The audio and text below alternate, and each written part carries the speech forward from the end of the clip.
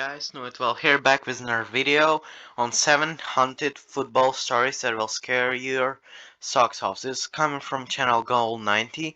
I don't think this channel is necessarily paranormal, but they made this one paranormal video, so why don't we watch it and have a pretty good reaction on it, I'm hoping. And yeah, so make sure to check them out, drop a like button, please subscribe, and let's just jump right into it. Lightning wipes out a team. Right, that's Back an in interesting 1998, one. it was reported that Lightning wiped out the entire starting lineup of a Congolese football team on their own home ground. It was so suspicious because while it wiped out the entire home team and injured some other members of their squad, it didn't affect any member of the away team, so people immediately blamed it on witchcraft. Well, that's Apparently, interesting. it wasn't unusual for witchcraft to be used to influence games in that part of the country back then.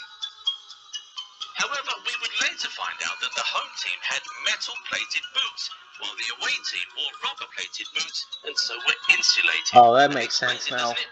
But let's see if you can find an explanation for this next one. Right, what's the Number next 2, one? Sunderland Ghost. In the early 2000s, when Sunderland were chasing promotion to the Premier League, they themselves were reportedly being chased by a ghost who was always hanging around the training ground. 2 of the squad physios reported that they once chased the said ghost down a corridor. Marcus Stewart, who was playing for Sunderland at the time, had this to say about the ghost.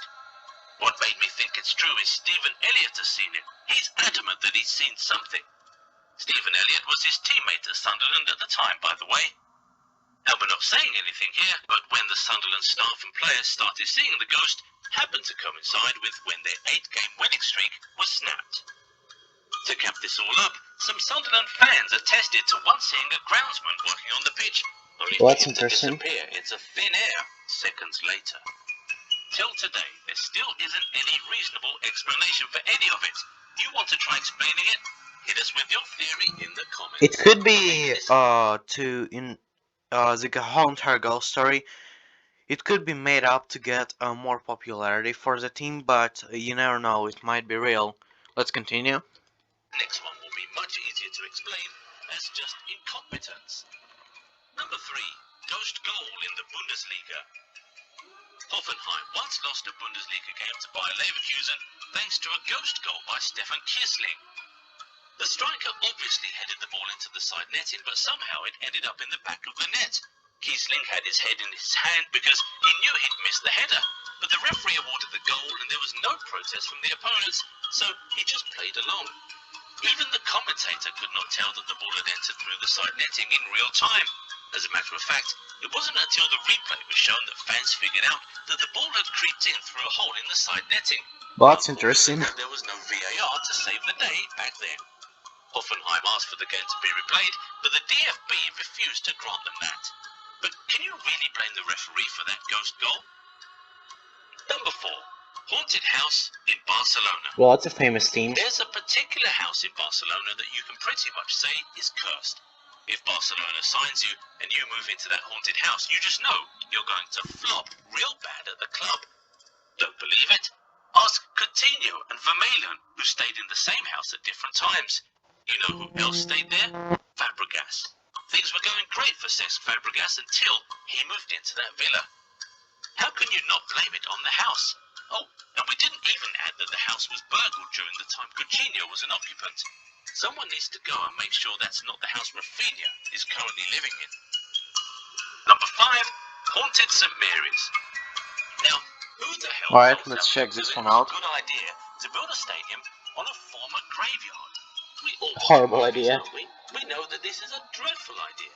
But those guys went ahead to construct St. Mary's on a former graveyard and moved there in the early 2000s. After they moved in, things started going south for them.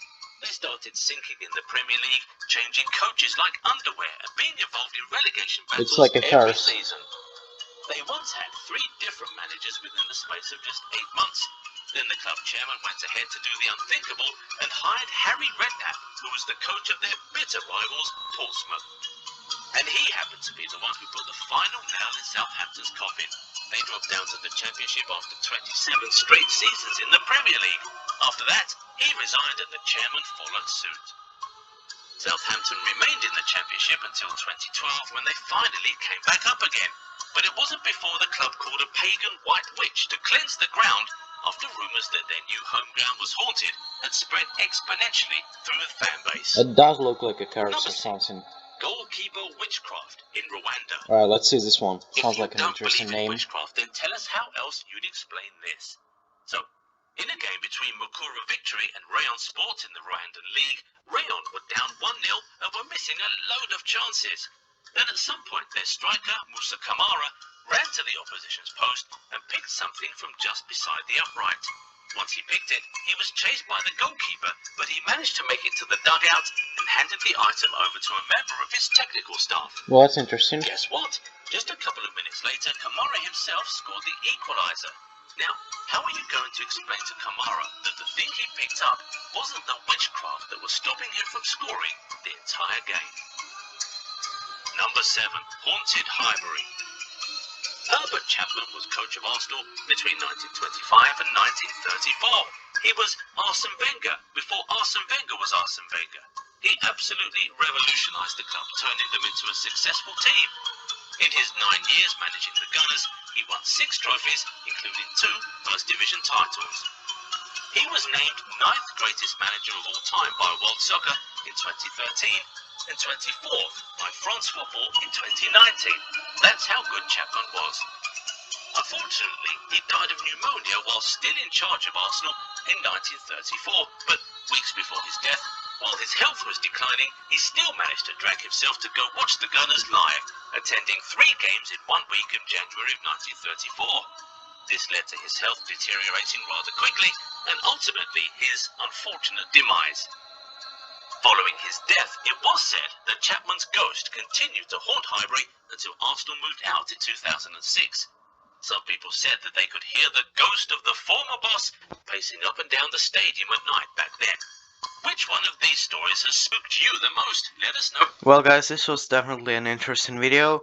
We got here. I feel like this was kind of funny when the player took someone, the goalkeeper's watch or whatever he was hiding there. I didn't really understand that part.